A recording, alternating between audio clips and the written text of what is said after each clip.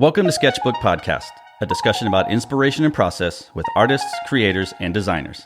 I'm your host, Daniel Montoya Jr.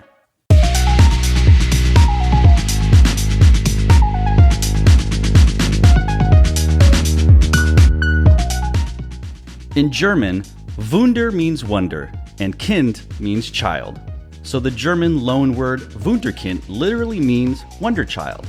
In English, though, the word usually denotes a child prodigy or a talented person who achieves great success at a young age. Zach Santos might just be the closest thing to a marching arts Wunderkind. Zach attended Round Rock High School and was part of the 4th place Grand National finalist and Best Music winner Round Rock Dragon Band. He won the Sound Sport Gold Medal with the Guardians Drum and Bugle Corps in 2013 and the World Class Gold Medal with the Blue Devils in 2017. He won gold at the 6A Texas UIL State Marching Contest in 2018 with the Vista Ridge High School Band. And aside from his time at the University of Texas, where the team had a few off years, his career has been, well, kind of wonderful. See what I did there? Zach, after all these W's, why are you still working? Shouldn't you be retired?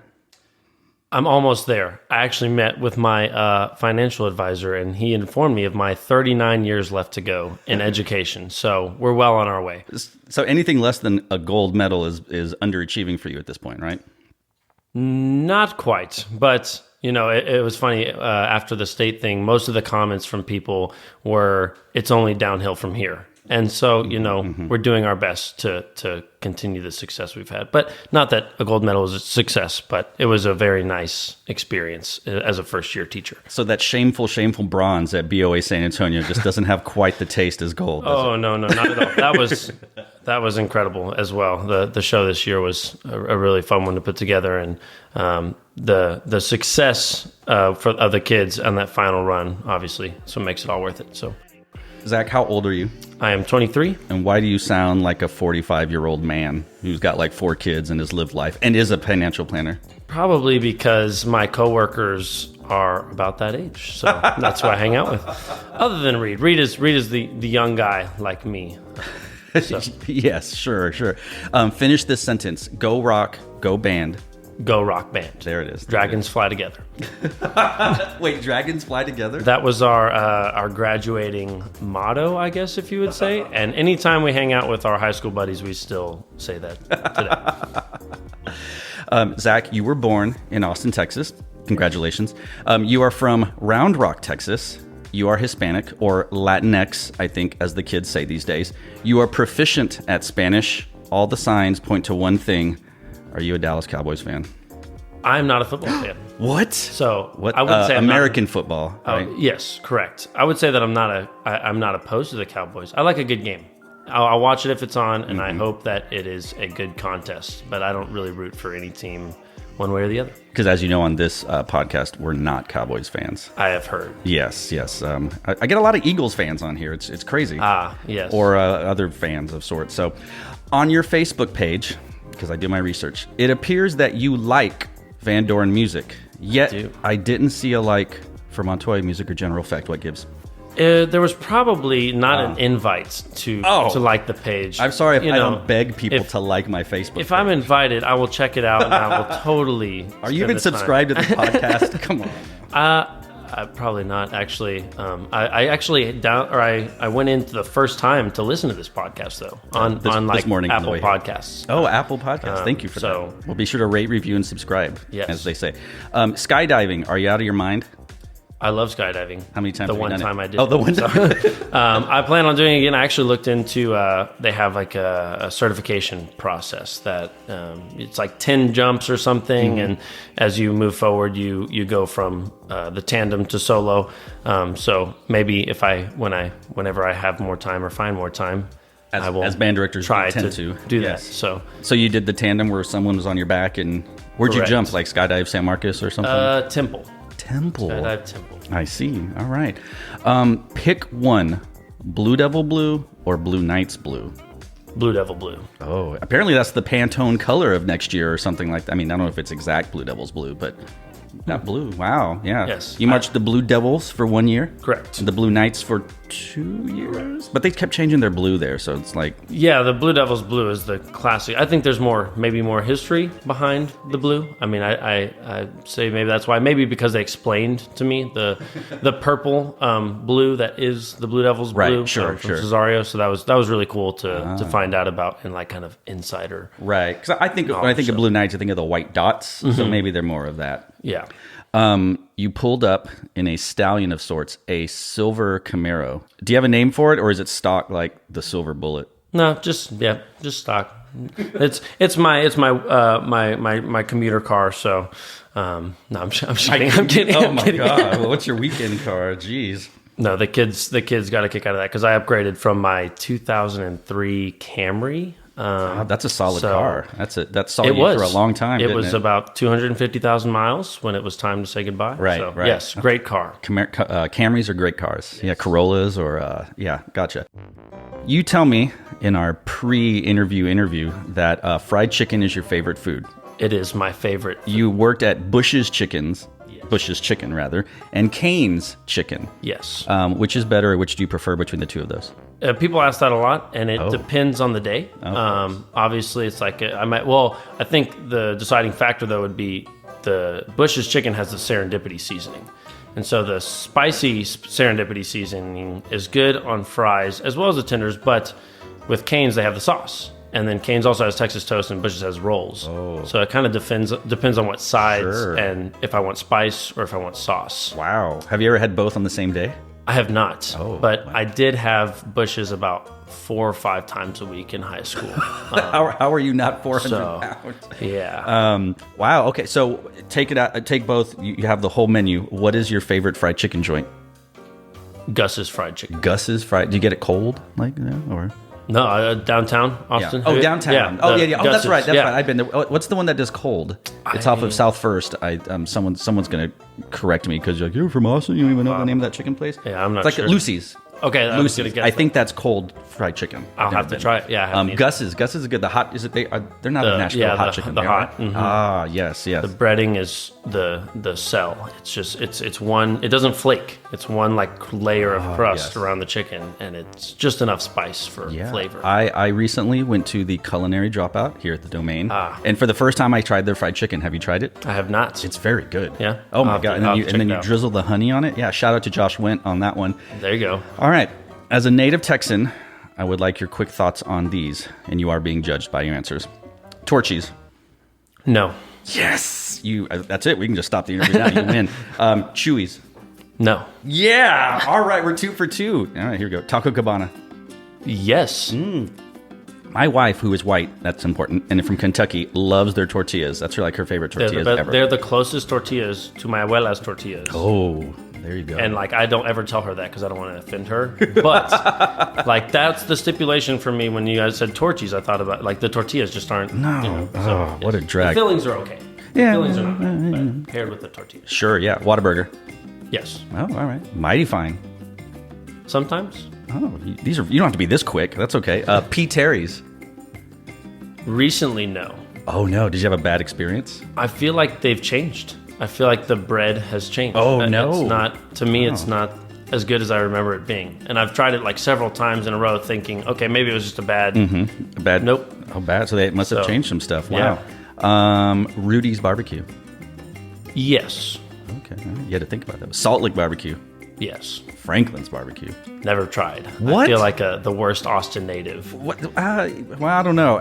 Franklin's is something you need to go to as a tourist and an Austonian, as it were. But I also can understand why people would avoid it because it's touristy and you don't want to get up at 6 a.m. That's probably the biggest thing is when anyone invites, it's like, okay, I have to get up at what time and do this whole thing. I will do it eventually. And we've actually tried, me and some of the other directors, Kyle Norris and Kat Willer and Kendall Stevenson. We've all the tried Uchi Gang, as it were. Yes, the Uchi Gang. Right. We've tried to do the Franklin thing, and every single time someone has been unavailable, so we postpone. And here we are still without Franklin's. Well, you have to wake up early. That sucks. The most overrated thing about Austin, or excuse me, the Austin area, since you live in Round Rock, or Cedar Park, or Leander. The most overrated. I feel like there's definitely got to be some things that are overrated. This is where I'll edit stuff out. Yeah, that's a good question. You're right. It is. Thank you. I might leave that in because I love when I get compliments. Since you can keep this in if you want, but what would you say yours what is the most overrated to you? Oh, I've never been put on the spot on my own podcast. I don't have one most over. Oh, that's a cop-out answer. But there's a reason why I ask questions about like Torchies and Chewies because I have all these people that go like, oh, Torchies. Like when you see those things that say Torchies was voted the best taco in Texas, it's like, no, it's not. No offense, but it doesn't have to be just white people, but it's always like transplants. Yes. Like, oh, I've moved from Michigan and Torchies is the best. It's like, you don't even know what you're talking about. No. So I think like Torchies, I think Chewies. Technically In-N-Out is in Austin, so I guess that's pretty overrated. That's right, I said it. Correct. But some people will go like, what really wasn't good? Barton Springs. These things that we hold in such high esteem, like our live music or Auditorium Shores or that 360 Lookout Bridge that people go to and such. Sure. Wow. Man, Round Rock Donuts maybe? Oh, absolutely not. Yeah, and I will shout out Josh Wint and all of that gang of the Monster Donut clan. I have tried it. I like it. I enjoy it. Round Rock Donuts is still number one. Called to the mat. So, here we go. Well, maybe you can't think of anything overrated. I as of right now, I really can't because it's unfortunate because ACL is getting so big. It's not overrated at all. But the experience has definitely changed. Even 5 years. I mean, 5 years ago when I went, it's the same as any other mainstream music festival. To me, there's nothing really special like Austin-y about it now. I guess just asleep at the wheel, right? Don't they still play like at noon on Friday or something? But everyone's still passed out from... Exactly. Well, is there an underrated thing about the Austin experience, if we'll call it that? God, I should have seen that coming. Obviously, I was going to ask about an overrated question. I really don't know. I'm thinking through like all of my life experiences and like categorizing all of like your 24 music years and food and the things that you said, Austin-y, because anytime someone comes, those are like pretty much the hit points that I go to. Right. The Graffiti Park, 360 Bridge, Mount Bonnell, the Oasis, probably. The Oasis is. Yeah. That's food is interesting. I don't like the food there. Okay. The Oasis experience is entirely overrated. Sure, go for the sunset rather. But to me, that's where you like take someone and go like, cool, we've seen it. I was going to say that would be an overrated experience, considering that you can get those views elsewhere. Correct. That you don't have to go to the other. All right, well, finally, we got one answer out of you on that. Thoughts on sparkling water, specifically Topo Chico?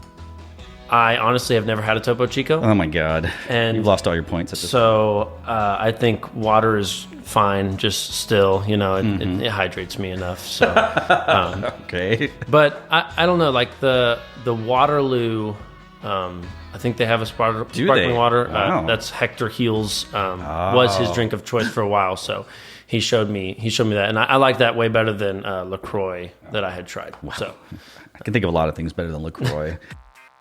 For the folks listening to us at home in their cars, in their bathtubs, in the subway, walking their dogs, at the gym, typing up invoices, or waiting for results at marching band contests, or guarding a bathroom during standardized testing, please describe in excruciating detail what shoes you are wearing right now. So this is the one that I could prepare for. I was thinking about it yesterday. These are leather Steve Madden chukkas with a zip up the side, a navy blue ring around the end with navy blue laces, and also the white stitching. I think that's about as detailed. Yeah. You're not wearing. You're the first one to not wear sneakers or sandals here. Yes. So congratulations. My internet research tells me you like to do band choreography or band dancing. How did you get into band body, and is it anything like Beachbody? It was getting into it was by necessity. I would say. So when I got hired at Vista Ridge, we had I was the new third director and Reed Atkinson was the new marching director, and we had a design team, but they had basically already had the show ready to go, and Reed and I came in, and they were like, this is what we're doing. It was great. It was awesome. But over the course of the season, it was just kind of I was the marching band DCI guy, and I that we would talk about this moment needs some choreography, and so I would go home and work it out and come back with some ideas, and we'd talk through it. And Reed was really good about the what he want, or the what, and I was the how, I guess, so to speak, for the choreo, or what we wanted to see represented from the music. And so that whole year was the first time I had ever done anything. I had done things once or twice when I teched at Austin High and Leander, but it was like one moment per show or something that they just needed something to go there. So this was my first like start to finish, and the results were pretty good. I guess from that, I was pretty pleased with how it turned out. And from there, Jason Robb reached out and got me set up with some clients for choreography. And so it just kind of took off from there. This past year, I choreographed for 5 schools, and it was a really enjoyable experience. Something for other programs. I had never really been in that design role. I've done a lot of like teching and stuff like that, but not so much the choreographing. That's kind of how I got into it. I don't know what Beachbody entails, but I could say maybe it's kind of like Zumba. I've tried Zumba, and Zumba was fun, but. Yeah, so that was kind of how I got into it, and I plan on continuing. It's been a fun experience so far. Here are some questions courtesy of the nerds at texasbands.com. Gotcha. What makes Leander ISD so special? Definitely the relationships that we have between the directors, and that kind of feeds everything top down to our students and to the network of families, parents, etc. I was just yesterday, no, it wasn't yesterday, Saturday, was Region Phase 2 auditions for Region 32, and Dustin Tharp over at Vandegrift called me up, and his wife had taken his car keys, so he didn't have a ride to the thing. So I was hanging out with Kendall Stevenson, who's the third director at Cedar Park, and so we were hanging out. And we went to pick up Dustin, and when we picked him up, I kind of sat there and thought, okay, so we have the 5A, 6A Grand Nationals, all third directors just hanging out, going to Region Band, and I don't know if there's another place in the nation like that, right. And I think that's it. I mean, we hang out all the time, and everyone's helping everyone. I never feel like I'm alone with anything, especially as a young teacher. I would say that's super important for me. Wow, that's a great segue. How do you add value as a young teacher, and what do you suggest to other young band directors do to make an impact on their programs? It's funny, actually, I got the answer comes from another podcast, but Jason Robb and Robert Herring's were on After Sectionals podcast on interviewing, and I listened to it several times on my way to interviews. And the number one thing that they said that I believe is hard work. I mean, you can't buy that, and you can't fake that. So showing up, doing all the things that are asked of you, always asking what you can do on top of that, because there are so many things even now that Brian's doing that I'm just not aware of, which is great. But anything that I can do to help him is probably the number one thing I would say to other young teachers, is just being there and doing everything that's asked of you. How do you decide when to fix your designer's errors on the fly versus sending it back for a rewrite? That's a complicated question. We're fully acknowledging that designers make mistakes. Sure. Music, drill, programming, choreography, etc. It's our best guesses. The best situation is obviously having designers that are willing to talk through those things with their expertise in design. And I'm a band director. I was a musician first. I'm just now getting into this realm of choreography. They obviously have intentions that they've come to the table with. So I think talking to them about that, and as long as there's some kind of collaboration and communication there, that's kind of when if it's an easy fix, like maybe the choreo needs to be different or simplified, modified for achievement, then that's probably an in-house thing that can be done on the fly. But if it's more staging and the brass are way over here and we need to move them closer together, probably talk to the designer or the drill writer first and see if there's a quick fix for that, or even the music. I mean, Ryan George is amazing, as we all know, and he was we're lucky to have his daughter in the band. Vista Ridge, she's a freshman French horn player. Okay. And so when he's out, sometimes he'll just offer something simple in rescoring or something like that. So I think as long as it's a collaborative discussion between all parties that can inform and maybe help alleviate some. If you jump the gun too quick on a change, maybe the kids just haven't had time to develop the skills necessary to do it. Sure. Or we could get a new teaching tool from someone and better that process before changing anything. Right on. What was the thought process behind Vista Ridge deciding to go to Grand Nationals in 2020? Was there a benchmark y'all were looking for, or did you just know? We just kind of knew. Obviously, the program has had success for a long time now, and been a great program. And the way things are trending right now, it just seemed like it was time to go. And the kids are excited, and we're excited. The design team's excited. So looking forward to that. Yeah.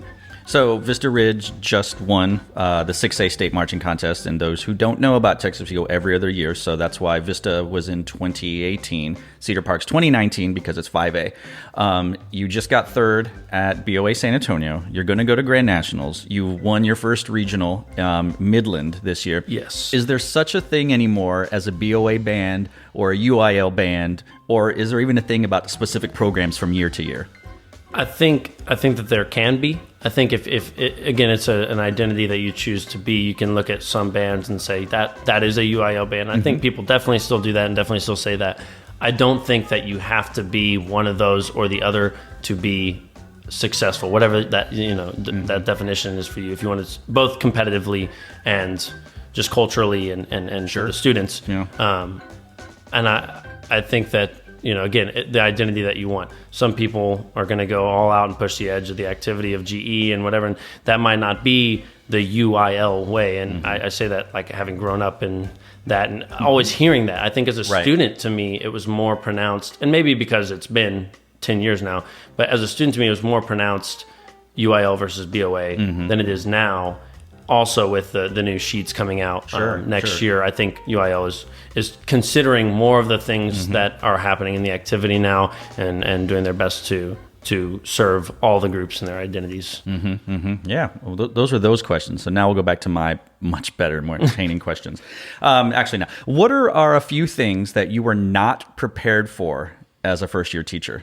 And this is not to say you weren't prepared at your schooling at the University of Texas at Austin. I just mean, hook them. I just mean, like, you can read all you want and you can train, but you show up on the first day of something and you're like, this was not in the manual. Definitely the admin stuff. I mean, and again, having great help from everyone that I needed, but like registering kids for Regent Band. Like that, no one says that that's a thing. That there's Regent Band, right? They have to get the music. You have to judge it, but you don't know how to register that. Or for example, charms. I think like there should be a class at UT or a segment on charms. Like this is where the inventory is. Like add an inventory, stuff like that was definitely something that they just don't talk about. And I mean, I got some of it in my student teaching, but again, that's the director's role, and the student teaching is more about the teaching and learning how to do that. Yeah. So all of those unseen things, which is why they're unseen. I think another big thing was the disparity between my experience in band and the students I was teaching. So when I say that, I was always a wind ensemble kid, and when I got to college, I was in all of the bands at UT, but that's a totally different level. But in high school and in middle school, I was always in the top band, and there's a certain type of kid that's in the top band, and then I walk into this job and I'm teaching the concert band, the fourth band, and the third band, and so the difference between the way they think and the way I think was a really hard thing for me to understand.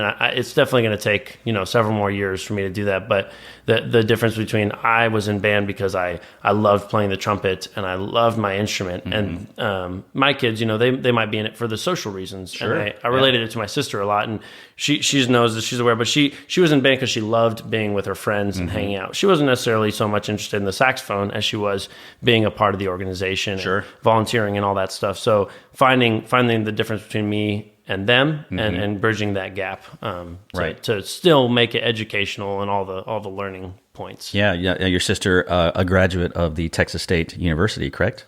Almost. She's almost there. Second year. Oh, So, Well, I guess not really almost, but okay, she's on her way. She will be graduating from the Texas Correct. State. That's a good school around here. Do you have a name for your trumpet?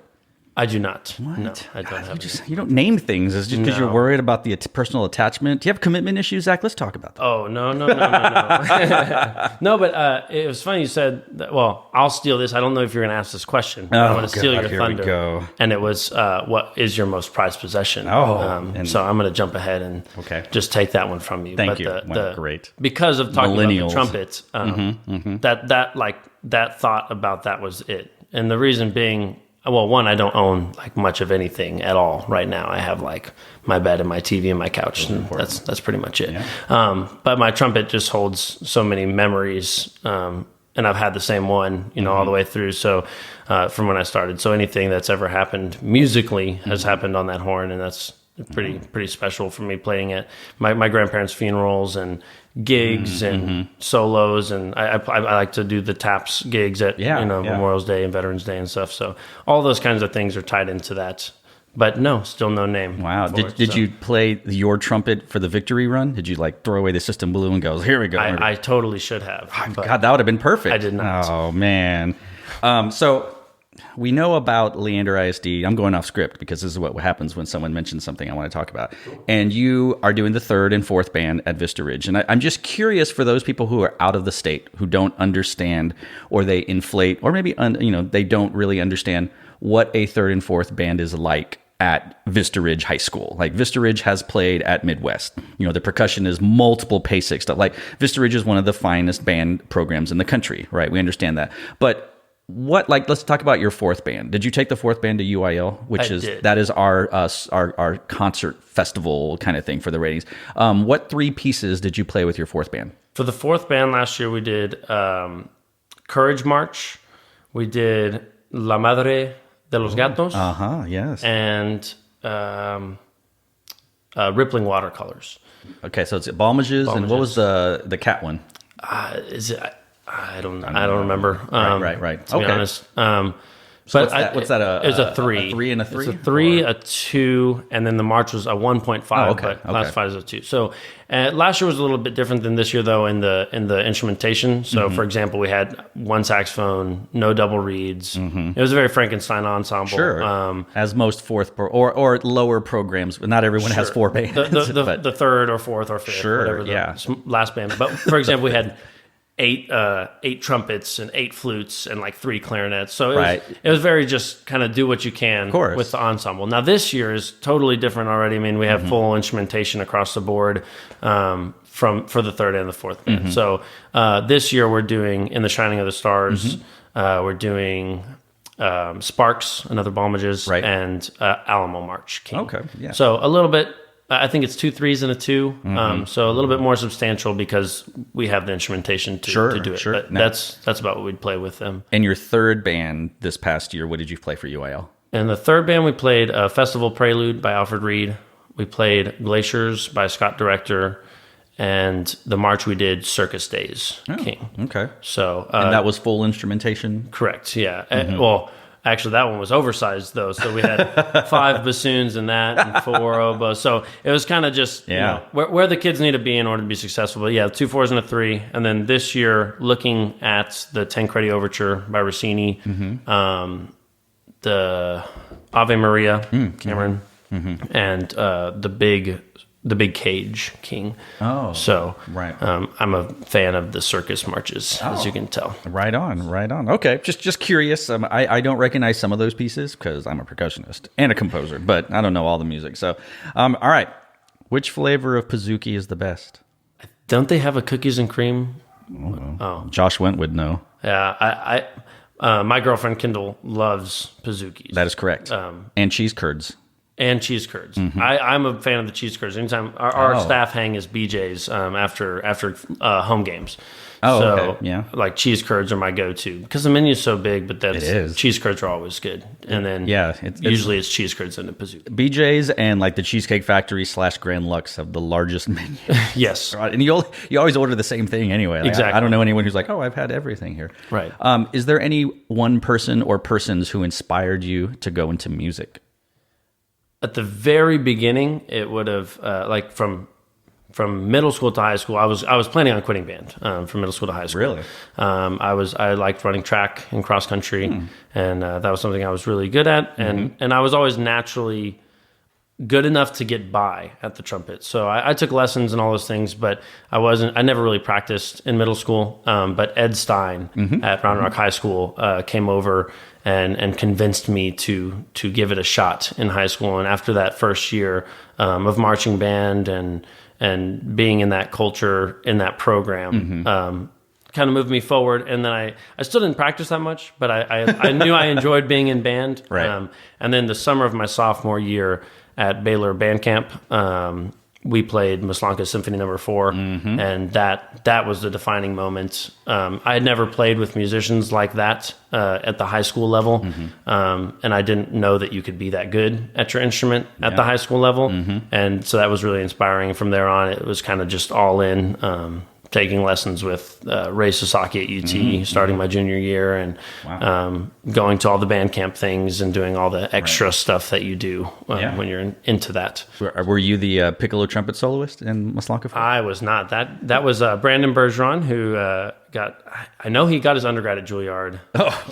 Yeah, he's incredible. Shout out to Brandon. He's in New York as a trumpet player. Did he march drum corps? He did not march drum corps. He's obviously missing out. Yeah. He was busy doing he did a natural trumpet degree, like Baroque trumpet in Europe. So he was my motivation. So gotcha. As an individual. Well, he probably doesn't have as many gold medals as you do. So that's are you really the best two-step dance partner? I do what I can. I'm willing to dance, so that's something. That's more than a lot of men. That's for something. Sure. I try to be the best. Well, that's good. Well, just give it the old college try. What's been the most rewarding project thus far in your long and illustrious career? Oh man, so many to think about here. I mean, it's got to be last year's Lost and Found show, just because all of that was so unique. I mean, teching, you only have a certain level of investment, and I love our techs. I think they contribute so much, but you don't see all the behind the scenes work sometimes, and again, for the better probably, but I loved working with our staff and our designers and the techs and the students, and it was novel, and it just was such a rewarding experience that one's probably going to be it for maybe forever. Sure. I don't know. It's still really fresh. I look back fondly on that show and that year and to last year. And so, but yeah, I think that one will probably be a pretty long lasting. Sure. Well, I mean, who knows? With the right show next year, you might just drive over to Vandergrift and pick up a trophy and put it in your band hall, right? Yep. Got to see it yesterday. We had the Cedar Park Winds concert there. Oh, of course. Took a look at the trophy. The Kevin the Eagle. Yes, those of you who don't know, Texas brought the Eagle home. That's right, home. Kevin was there. So That's awesome. Name a restaurant that offers you blankets so that you can eat outside for a waterside view. I don't remember the name. I know exactly what you're referencing, though. Doing your internet research. That's right. Basically stalking Facebook profiles. I don't remember what it's called. I don't know either. It's in it's in San Francisco. Correct. Or outskirts of San Francisco. Yeah. I will humble brag on my my ability to find good restaurants. Oh. And there's no form of just Google Maps food near me or restaurants near me, and then just click through them until something looks good. Not a lot of people know how to do that. Pretty easy. What drives you? That's a great question. Thank you. That's why I ask it. I think just always wanting to be better. I don't think at any point there will be a time. I hope not that I think I've got this down, because the people that I look up to, like my head director Brian Christian and like the staff of the Blue Devils that I worked with, I don't think would ever say that, and their success and their talents are from all the hard work that they've put in, and anyone for that matter. I mean, Ed Stein, anyone that's done anything, at least in the in our that I know so far, has always gotten better. So I think that's what drives me. I don't think I'll ever be at a point where I can stop wanting to have that drive. Again, at least I hope not. So that's probably what drives me. And the second thing would be my my dad and his drive. So I was a first generation college student, but he is in school right now online to finish his undergrad. Oh, that's cool. And wakes up at ungodly hours to do that, and then still go to work. And he was at my concert on Sunday from Cedar Park Winds, and he goes to my band concerts now and watches me. Oh, that's nice. So I think he has a crazy kind of drive to do all those things, and so I think that I take some of that from him probably. If I wanted a solid metaphor for putting air into my body, what would you say? You would put gas in the tank. You would have to put gas in the tank. Gas in the tank, gas in the tank. To play with good sounds you need gas in the tank. Gas in the tank, gas in the tank. To play with good sounds you need gas in the tank. You are a band directing rap sensation. You swept the nation last year, I think, with your hit rap song, Gas in the Tank. Correct, yes. We always, as creators, it's so hard to be asked this question, but what was the inspiration for this piece? Walk us through the creation of Gas in the Tank. As a first-year teacher trying to figure out all of the steps and processes and all the things I should be doing, I was very nervous for festival, for UIL, as it came up. Not so much for the kids, but really for me. They were really prepared on their concert music, but the sight reading portion was very intimidating to me, just because I didn't want to say something wrong and get a penalty or whatever for whatever thing I might have done. Yeah. So one of the things students struggle with in that process is the confidence in playing when sight reading, and so we would talk a lot about you have to take air into your body to create sound. Air creates tone, right? So asking the kids, what are analogies that you can come up with? And there were several, and then someone said, putting gas in the car, like the car needs fuel to go. And I was like, gas in the tank. Yeah. Oh my God. And so I had also had this running joke of like, anytime I would say something like that, I would be like, that's going to be my next mixtape with them. And they really liked that. At that point, I did not have any mixtapes. But they were looking forward to it, and they got into it. And so it was like a couple of weeks of saying that analogy and, them laughing. And then we had a senior last year who wrote beats. And this Maddie B? Maddie B. Correct. And Maddie B was like, hey, if you really want to make this, I'll write some beats for you. We can record it. And I was like, why not? So I used it kind of as incentive, I guess. I told them, I said, we're going to go to contests and you guys are going to do great. If we get all ones, gas in the tank will be a real thing. Yeah. And so, they got ones, and so Maddie B wrote about 5 or 6 different tracks and sent them to me, and I picked one out, and I sat down on the couch one day and went to town for about 30, 45 minutes or so, and then he brought his recording studio to my office at school, and we recorded Gas in the Tank. So, have you seen the movie Hustle and Flow? I have not. It's a very good movie. It's basically about a Tennessee rapper. He was a drug dealer, and among other things, But there's a scene when they write their hit song, and he's just like standing up there, and he's got his notebook, and he's dancing and doing it. And I just wondered if maybe that's what it looked like in your office, where you're just. I was less the dancing, but definitely the hand motions you were just doing were yes, that was right. Part of it.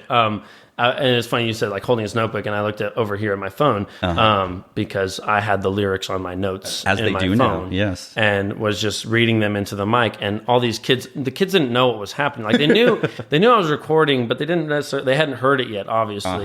And so they were walking by, and there was probably about 5 or 6 kids standing outside of the window looking in at me speaking into a mic with all this sound equipment set up.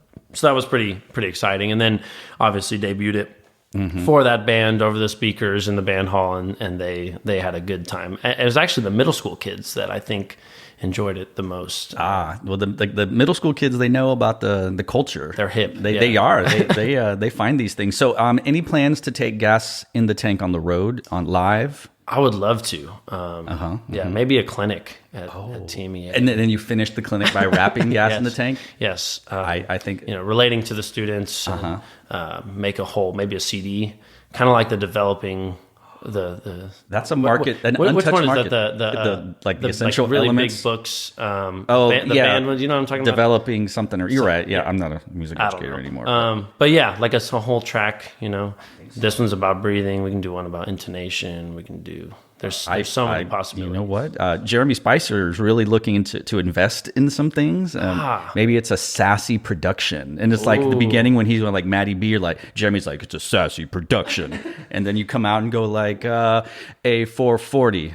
We don't like Bordy. I got nothing. That's why I'm not a rapper. It was close. Thank you. It was almost there. It was like, boy, what rhymes with orange? I don't know. I don't know. Yeah. Wow, that's awesome. Well, that's cool. I've never had a rapper. They might. There might be one coming this year. I don't know. I mean, it might be just a UIL thing. Maybe I just do that annually. The kids have asked for it, so we'll see what's in store. Will it be another Bantos collaboration?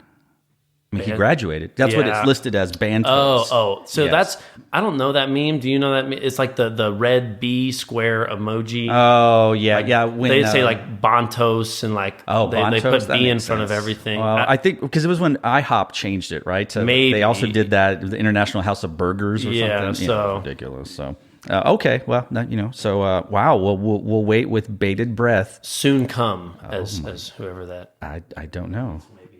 Khaled, I don't know. Another one. That's the one I know. Yeah. Yes, you're gonna have another one. Wow, that was a great discussion. I think we're done. Is there a person or persons that you credit with jump starting your career? I wouldn't say there's any one person. There are definitely people. I wouldn't all credit all to one person, but Robert Saladen is one of my biggest people I look up to, and he probably wouldn't take credit for that, but teching there at Leander for 3 years, anything that he did, I was very inspired by, and anything I've needed help with, if I've needed help. I mean, I reached out to a lot of people, but Robert in particular, was on my reference list, so I can say that maybe he had some good words to say about me for that. And then the second one would be Kim Shuttlesworth, student taught at Glenn, and same thing. Anytime I need anything at all, she came out and clinicked my band last UIL, and just. I learned a lot from her in that process, but then seeing her with my students was really cool. So those two, jump-starting the career, at least, I guess, in terms of band directing, I would say those two are big. And then the drum corps side of things, probably, I got my start from Neil Atkinson, who was the Blue Knights visual caption head, and then moved to Crossman and is now doing stuff with Cascades. But he, when I aged out, I reached out to a lot of people, and he gave me a chance to start teching there. And so that was the drum corps start. And then obviously, like I said, Jason Robb for the choreo stuff. It wasn't really anything that I was like seeking out, but was definitely obviously not opposed to, and has become something that I really enjoy doing. So lots of different people, obviously. Now, Robert, this might have changed. Robert's favorite chicken place is Golden Chick. Ah, really? This is like 5 or 6 years ago, so I don't know. Yeah, but I'll have to check ask him. Who knows? Maybe he doesn't eat fried. He's looking good. Maybe he doesn't eat fried chicken anymore. I do like Golden Chick. Golden good. Chick is really good. Is that an Austin thing or just a Central Texas? I don't know. I've seen it around. I've seen it all over Texas. Okay, but I don't know how far-reaching it is out there. They used to be called Golden Fried Chicken. Do you remember this? You might be too young. Maybe. I think my grandma was a manager at Golden Chick. Really? For like her whole life. So wow. That's probably where the up north or where? In Gonzales, Texas. Gonzales, Texas. Wow. I forgot to ask you this earlier, but we talked about it again. Which move is most overdone? The lunge, the forced arch, or that move when you stick your leg out and you turn your foot on like multi-meter beats, like I call it 5-star. I don't know what it's really called, but As a choreographer, what would you say? And what's funny is last night I was doing my research, and Josh has the receipts. I recorded myself doing these moves, and I sent it to Josh, and I said, "What are these called?" And he's like, "I don't know. I think it's called this," or blah blah blah. And then he said he was going to post them, but please that's don't post. Awesome. But the lunge, the forced arch, or what I call 5-star, what's the most overdone? I would say probably the forced arch. And it's funny. Reed kind of has this running joke with me about that, because I think because it's overdone, and it was kind of one of the first moves, like pliés, lunges, forced arch. Right, yeah. But it was different and at the time. And so I tried to avoid that with writing for Vista. And we had one, and we had one in Lost and Found. And then I was writing for this year, and it just happened, and it was like kind of like a sideways one, like a lean with it. And I was like, I was choreographing, and I felt that, and that's where it went. And I was like, that's it. But it's a forced arch, and so that was a really big joke between us. I mean, if it works, it works. You know, if it serves the purpose. But yeah, probably the most overdone is forced arch. Okay, all right. Some hot takes here on that. Do you have a favorite go-to choreography move that you like? You're like, yeah, we're going to call this the Bantos. If the kids hear this podcast, that's totally well, they should hear it. Become a thing. I don't know why you don't just tell them that all the time. Right. I mean, not yet, I don't think, but I do like. We've had two moments. Well, a moment last year and a moment this year where we had a press in the show, and so like the stock like plie, step plie into a press kind of thing, and release and come up all big, put the horn down. I wouldn't say that's signature. You know, obviously people have done that, but right. I think if I could find a place for that in every show for Vista, I would love to use that in every show for Vista. Thing. So, okay.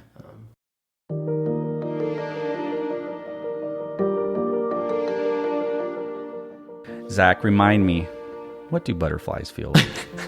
I don't know. You might have to. You might have to ask someone else about that. Can I phone a friend? No, you may not. That was both the most the funniest gag-inducing post ever. But I mean, hey, if a woman ever says that about me, that's great. Yeah, good for you for knowing how to remind someone what butterflies feel like. Yes. What is the last piece of music, any, that you listened to? The last piece of music was probably, I had a concert, but the piece was probably Song for Hope by Ryan Anthony with the Cancer Blows concert. Oh, yeah. We had finished the concert, and so it was Regent, and so the kids, and when they had the day off a couple days ago in class, and all the trumpets were in my office, some practicing or whatever, and so we were I was showing them the Cancer Blows stuff. Oh, so, okay. Yeah. What about popular music? The last popular tune you listened to?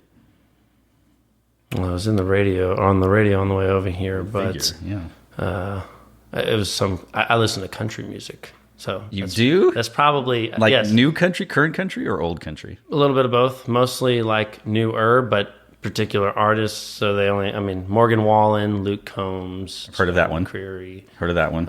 So yeah, I see. Most people would not. They don't assume that, nor do they like believe it when they hear it for the first time. But really? Yeah, it's usually country or like band music. Sure, a band country song, country band march, right? Or whatever.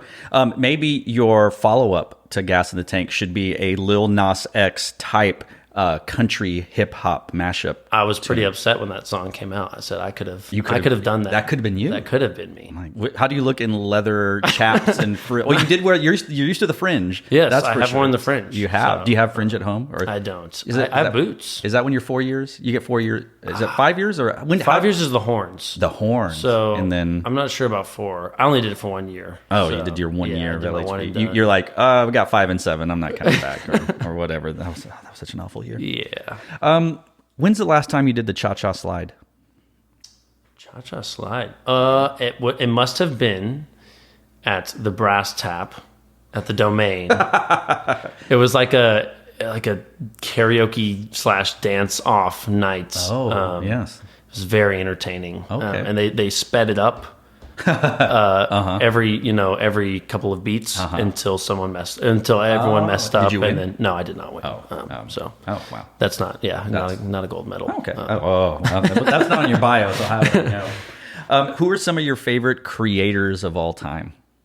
Probably. Scott Chandler is probably number one. Again, in my vast experience, personal experience, he's just mind-blowing to work with. When it seemed when I was watching him work with a color guard and he'd be choreographing a phrase, it's like he would blink and the whole color guard would blink behind him, and just seeing that process, but then also obviously like the overarching ideas of the shows that they create is pretty exciting, and being a part of it now. I will say this on the record, but originally I did not like the Blue Devils. When I first started. My gosh. I was one of those that didn't get it, But as I got more involved in the activity, it was clear that what they were doing was incredible and amazing. And being a part of that has since made me realize and appreciate it even more how special those shows are. And then another member of that staff actually is Peter Beckhart, and his choreography is probably what I aspire to model after. I guess it's very very musical, and then unique, but also simple. It's teachable, it's achievable, and it's very, very effective. So Peter is, I got to work with him, obviously at the Blue Devils, but then that's when Leander brought him in, and when I was still teching there. So I got to work with him a little bit there, and just seeing what he does is really, really inspiring. So Jeremy Spicer announced that you will be joining the SASI Drum Majorin leadership team in 2020. Besides working with me, what are you the most excited about? Honestly, the people and learning from those people. I never attended a SASI leadership. What? Were you not a drum major? I was not a drum major. Oh, no, man. I liked the trumpet too much. Oh, so, yeah, that's cool, yeah. But yeah, I've obviously heard all about it and only positive things, and I'm really excited to learn there from those people. It'll be super cool to work with the students, but just being around so many brilliant educators as a young educator, learning from them is going to be really special. Yes, it's definitely the cool kids, the coolest of kids. Yes. Some of us are not young anymore, but we're young at heart, so that's okay. How hard is it to win? This is another one. And listening to the podcast. Another one. It was every time I anticipate other people's answers when I listen to the podcast and hear what they have to say. Obviously, it's very hard. It's really hard to win. And most people have said it, and I'll agree. It's kind of lightning in a bottle. But at the same time, I mean, it takes a lot of time to get to the level of even discussing winning. I look just based off history of drum corps and the success that who's been at the top and where they are. You can kind of predict, obviously, unfortunately or fortunately. But you look at those staffs, and most of those staffs have been around forever. So learning and growing together and finding people's strengths and weaknesses to get you to that point of winning in terms of competitive success. But yeah, it's hard. It's freaking hard to win. Yeah. So as a performer at Blue Devils, right? When did you personally, or maybe when did the corps get an idea of like, I think we're going to win? I don't think it was until, we never obviously threw in the towel and we're like, all right, we're going to win. Let's go out there and chill. But there was from San Antonio until the Crown show, Night Beat, I think. Yeah. The Vanguard was closing the gap every night, and then that night at Night Beat, they were like a tenth away or 100. Like that's when they added, a decimal, and they were right behind us. And at that point, we thought we were going to lose. We thought we were going to lose that night. Luckily, we scraped out a dub, and then from that night until finals night, we widened the gap, including finals night. Yeah, you won by a point. Yeah, we were the only us and Cabbies at finals night were the only one to go up in score. Everyone else went down in score. From semis to finals. And that was Ouroboros, right? Yes, Ouroboros. And we saw that show on the. I think that was probably the movie one, right? Like or whatever. I don't know. Or maybe that year was the Flow More. I don't remember, but I remember us watching it at SASI, and there were a number of people like Vanguard's going to win, and Jeremy was so adamant that, and me and another person were just like, I don't think you understand what's going to happen here. The Blue Devils are going to win. They're like, no, you're crazy. It's like, what are you talking about? Like, look at the show. What Vanguard did was amazing. Yes. That doesn't take anything away from them. But you look at it, and I think that the bones of what the Blue Devils were already doing at the first show, it's like, they're going to win. And then it just happened because there is no group that you can count out of drum corps, maybe even college basketball, like the Blue Devils, right? Like they just, when it's time to put it in sixth gear, and you're like, oh, okay, well, it's August 1st. I guess I'm not saying you don't try, but but here we go. Let's try a little more. It's like not a known thing, but the members as a rookie, like as a rook out, everyone said, that's when we get clean because there's so many changes and so many things happening all the time. I mean, we changed our drill to the opener the day of San Antonio. Like, it's like everything's always changing until that last week, and then that's when they bust out the tape and all the cleaning tools and we get clean that last week, Right. truly clean on everything that we have. So it was a constant push, and I tell people all the time, I think that culture is something that I try to instill in the students, is just everyone there. That's the only place I've ever been that truly feels like everyone's trying to be the best all the time. Right. And no one gets, no one's pissed when they make a mistake, but they're upset. Sure.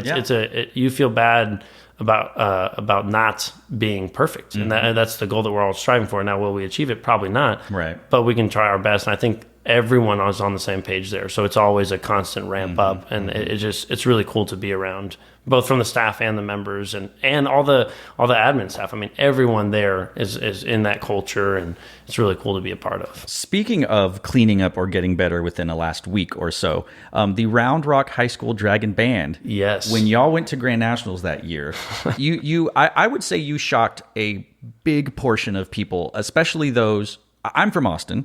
I've seen the Round Rock Band for as long as I can remember. Always good. They, when I was in high school, never great, right? They were always like the state alternate.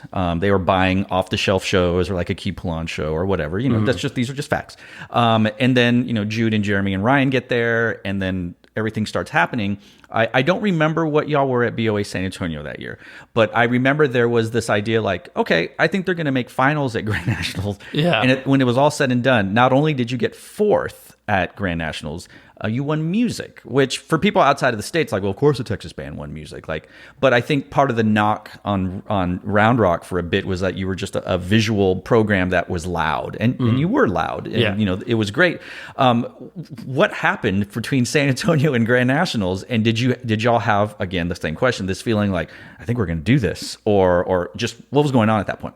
I think yes, like the trip was so exciting, and I think other people maybe I don't know, maybe it was just us, but I would say I'm really excited about the process of that last week for Vista Ridge next year when we take the band. Sure. Because being in a different state alone and it feeling exciting and all the new things and new bands you're competing with and new friendships that you're making. I mean, I still have friends from the Blue Springs band that I met when I was at Grand Nats in high school, because we just became kind of a sister school. I don't even know why. I think we were sitting next to each other for results. And we kind of got mixed in a little bit, and we were both finalists, and we got really excited together, and that became a whole thing. But just being in that atmosphere, somewhere new, we're rehearsing in those big convention center rooms, and it sounds awesome. It's just different, and that ramp up was insane, how much better we got there. And I think the same was said for Leander, at least from the tech perspective, when we went in 2016.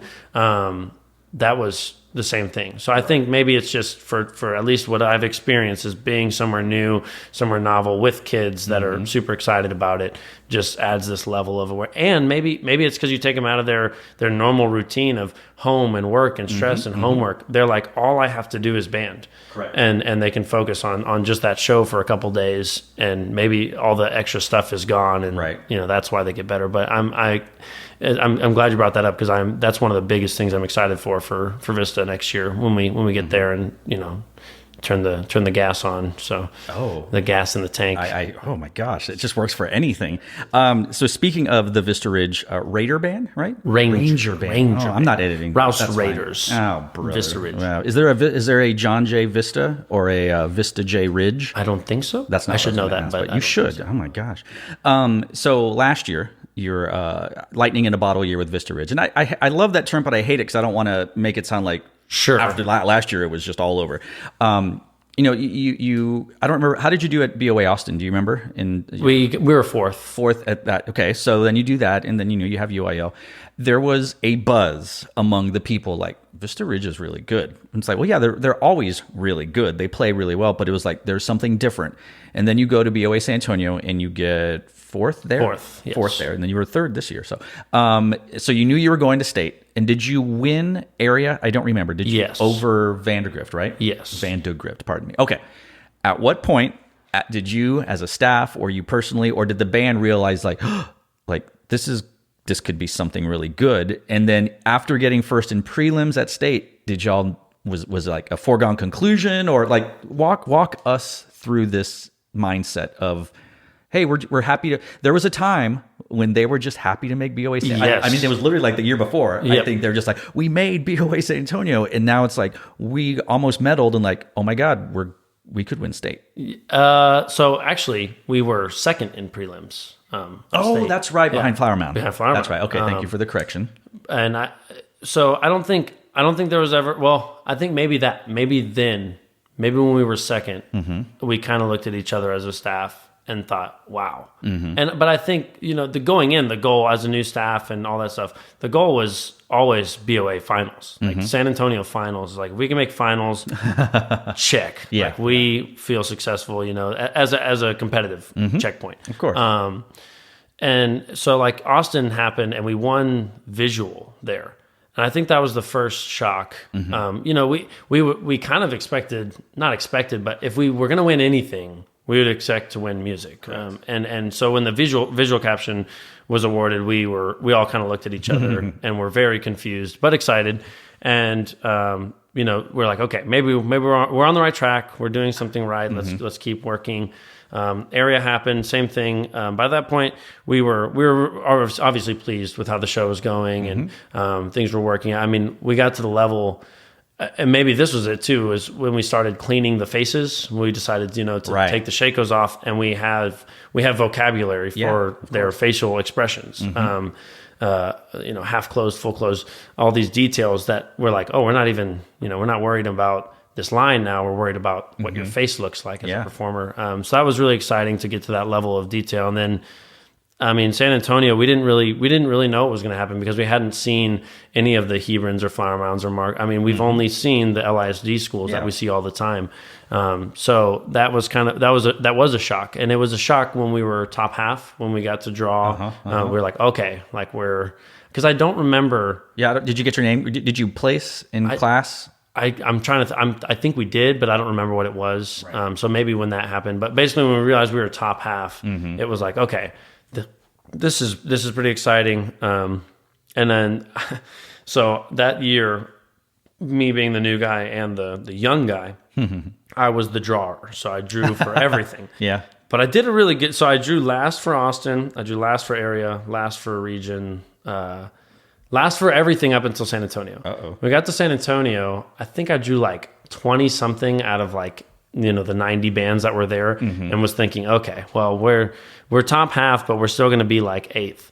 Somehow the numbers worked out to where we were still, I think, like second to last or third to last or something. So the draw was also really exciting for us. And, competitively came up fourth.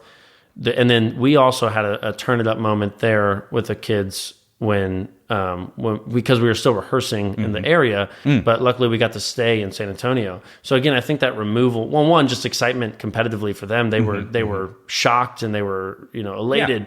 And so working with each other and continue to rehearse all the way up until, that finals run, away from the distractions of maybe their normal life, in San Antonio with all that hype.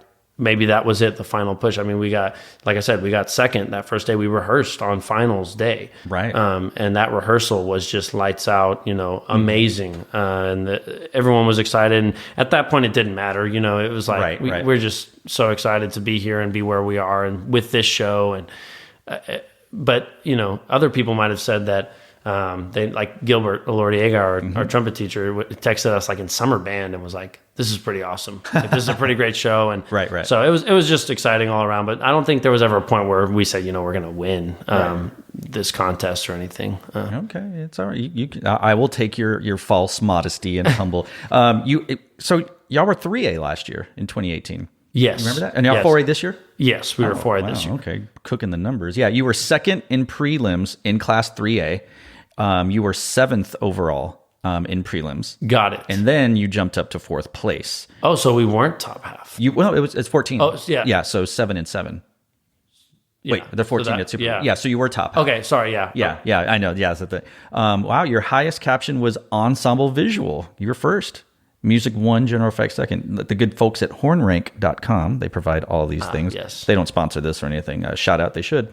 So it was a magical year. So if you got 4th last year and you won state marching contest, what were your expectations, or whether they were unspoken? Like, you're coming into this year, not top secret information. All but Ryan George on the design team is different.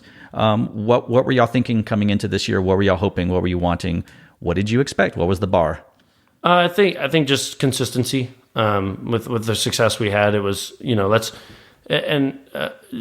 just consistency, making sure that we're doing the right things as a staff with our new design team to have the kids still be successful with what they were doing. So, and especially, we had talked about Grand Nationals. We didn't know, but we wanted to make sure, when that's, we won state, let's go to Grand Nats. It was right. Let's year one make finals.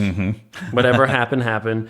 This year was, let's develop some consistency, especially with this new team, work out some kinks, and then, take it to the next level. Sure. So as a observer, you might have had the hardest visual show in all of modern marching band history. It's like Spring 93 hard, but for visual.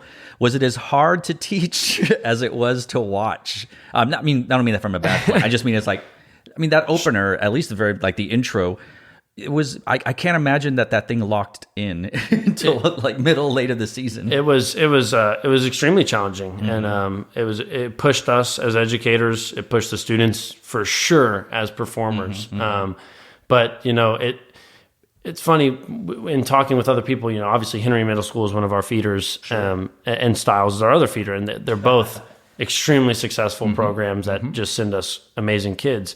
And it's funny, we were talking about it as a staff, and we're like, well, they are amazing educators who push those students to new bounds every year with the music that they're playing.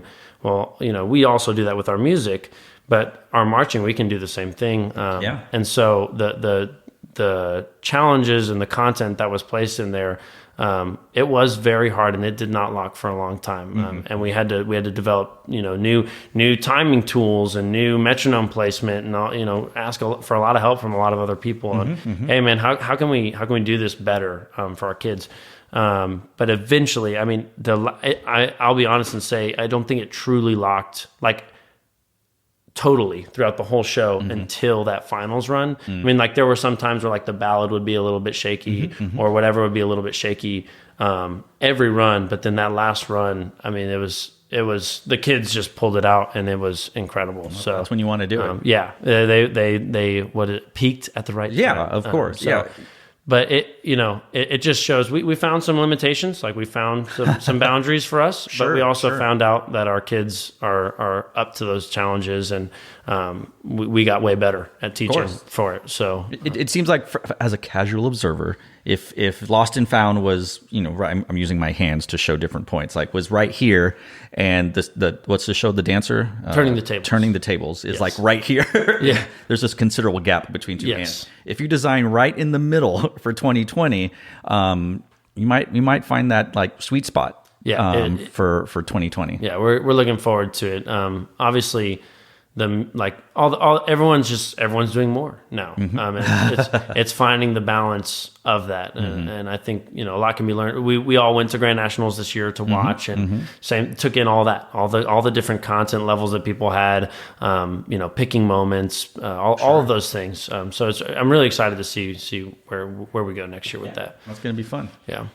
Who is one designer or performer or teacher that we should be listening to?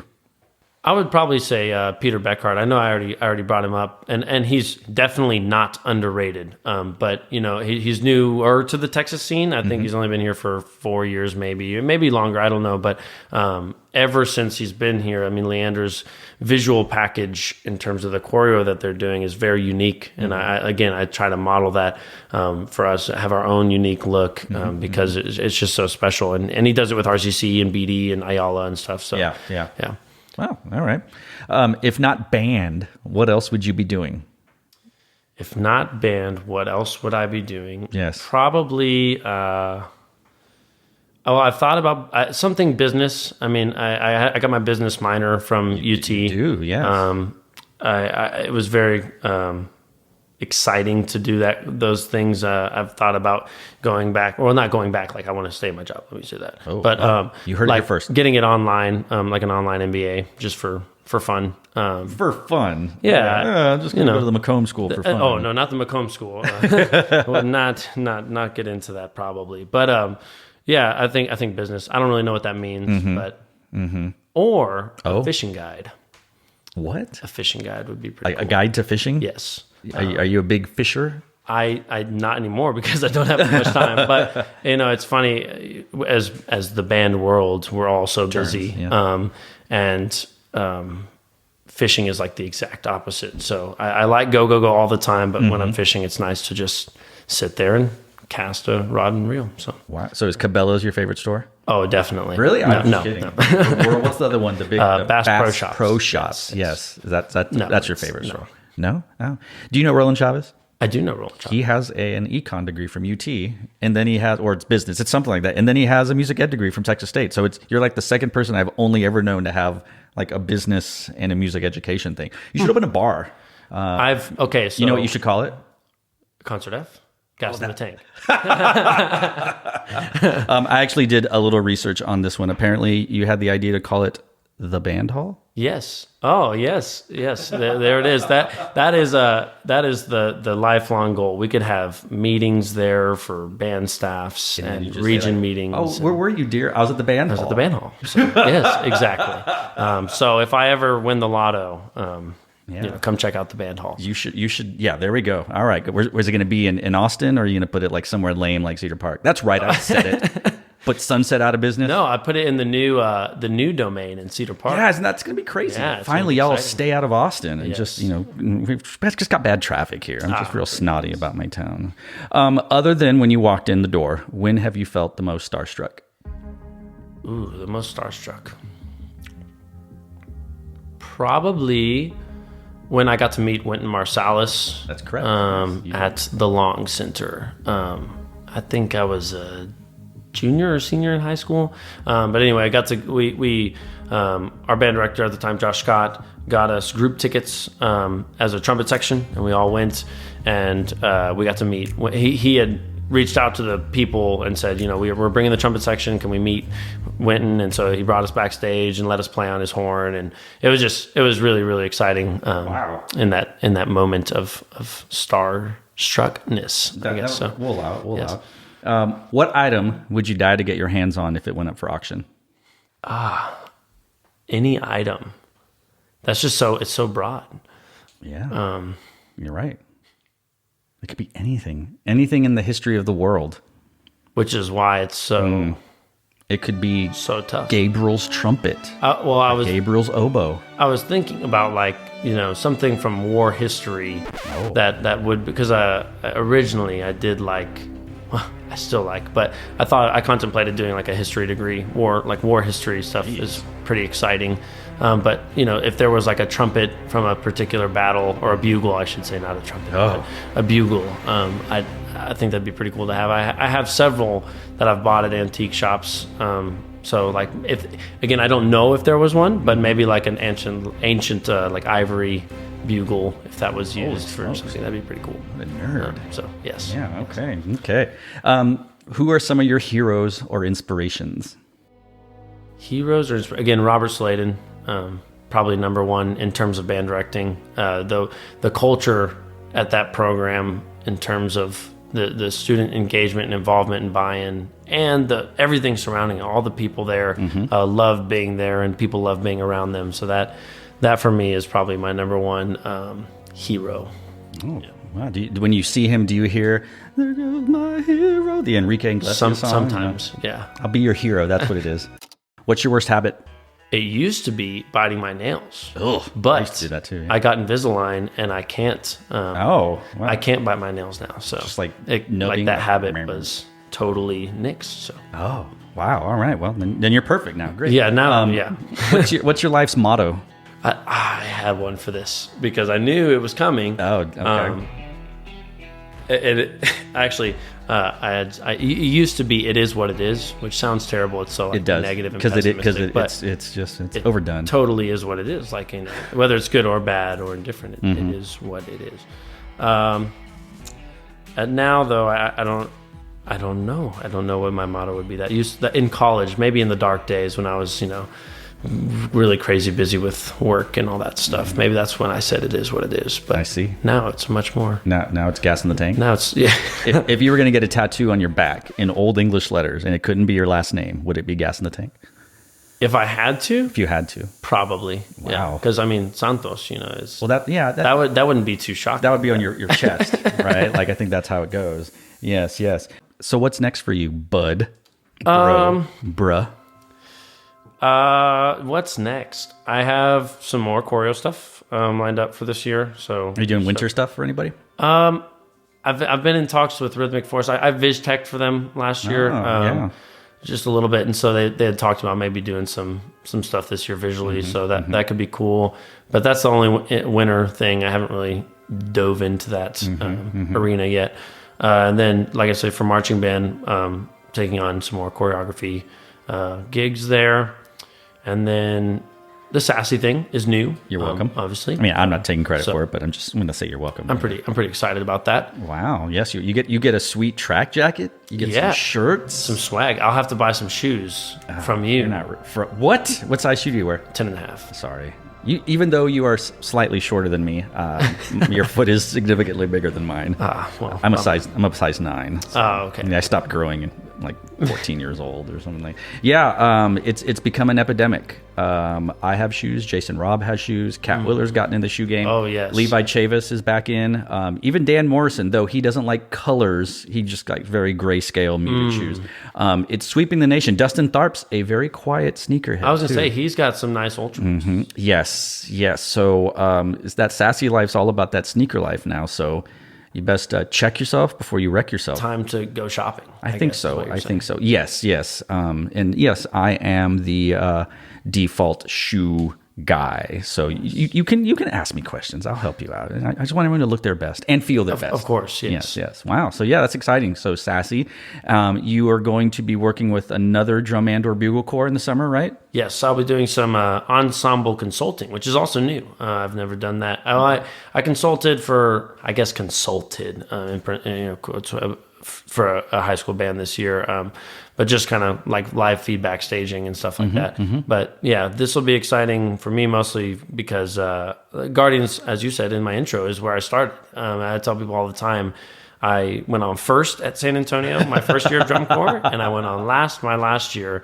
And so it's cool. It's cool getting to give back to an organization that on some level gave me my start to drum corps. Jonathan reached out to me originally when I was in high school and said, "You want to do this thing?" I was busy doing the summer band camp gigs, right? Yeah, and I loved them, and I was like, "Well, I have some time. Why not? Like, I'll do the drum corps thing." Sounds sport at the time, and I still talk to some of those people to this day, and that made me realize, world class is something that I want to do, and so I'm excited to give back to them. And then you heard it here first. Well, I'm not gonna release it.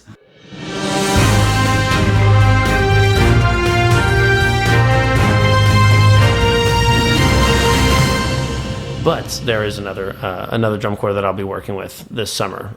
Not public yet, but confirmed. So. Oh my God, public but confirmed. I can tell you who it's not with. Yes, because it's not the corps I work with. Unless it is, so. I don't know. Yeah. He's not giving me any indication one way or the other. So if I see you at December callback camp, that means you're working for the corps. Is there anything you want to plug? Do you have a website, an Instagram, a Twitter, SoundCloud?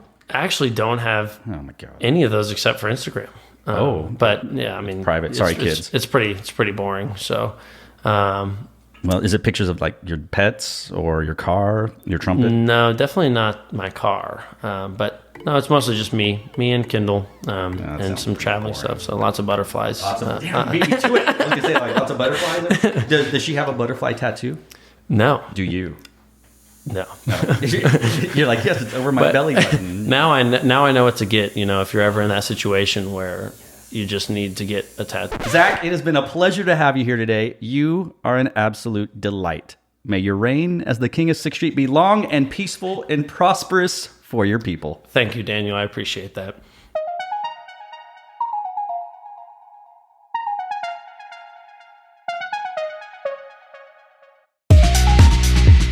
This episode of Sketchbook Podcast is hosted by, edited by, and produced by me, Daniel Montoya Jr. in Austin, Texas.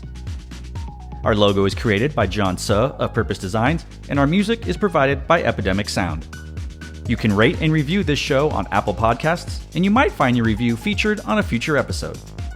Got questions, comments, suggestions, or concerns? Email us at sketchbookpodcast@gmail.com. It too could be featured on a future episode. Be sure to follow us on Twitter @SketchbookPod.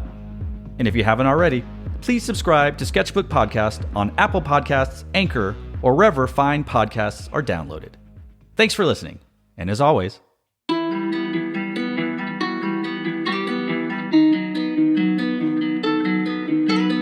this is a Maddie production. Gas in the tank, gas in the tank. To play with good sounds you need gas in the tank, gas in the tank, gas in the tank. To play with good sounds you need gas in the tank.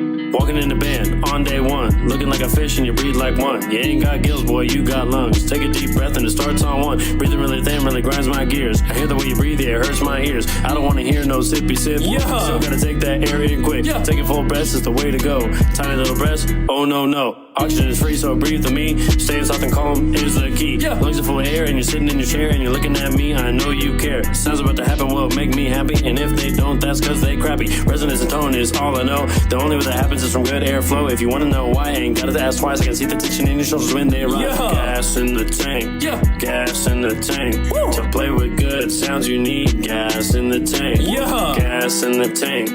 Gas in the tank. To play with good sounds you need gas in the tank. Walking into class and I raise my hand. That's how you know we about to begin. Music, tuner, and pencil on the stand. Open up your ears, it's time for band. Hum, sing, buzz, and hum, sing, play. Get it in your ear, no time to delay. On the Remington, working intervals. This ain't math, but of those integrals. Turning on the drone, now it's time to tune. Flutes, I swear you'll be my doom. Time for an F and a B flat. Take a sip of Monster so it don't get flat. Yeah. Sing, read, engage those brains. Hold up the notes, talking about sustains. Tension to the key and the accidentals. When you get it right, you're the little angels. Fundamentals over, yeah, flip the page. Time to grind on the music for the stage, cleaning things up step by step. Always remember to take a deep breath. Gas in the tank, gas in the tank. To play with good sounds you need gas in the tank, gas in the tank, gas in the tank. To play with good sounds you need gas in the tank. Passed the music out 4 months ago. Had no clue how it was gonna go. Reed, director, Schissel and Beck. Bombages, Clark, didn't know what to expect. First full year as a band director. The more we worked, the more we got better. Rehearsals every day, it's sectionals too. Always on the grind, so much to do. Pre-UIL, pretty good performance, but we all knew we had another one in us. A little more time came and went. Now it was time for the main event. Riding on the buses over to Leander. Summers are up, so I had to take a gander. Playing on the stage, it's sight read too. I can't say how proud I was of you. Got the results and the work paid off. The way y'all played, knocked my socks off. I taught you and you taught me. Now we can all breathe easily. Gas in the tank, gas in the tank. To play with good sounds you need gas in the tank, gas in the tank, gas in the tank. To play with good sounds you need gas in the tank.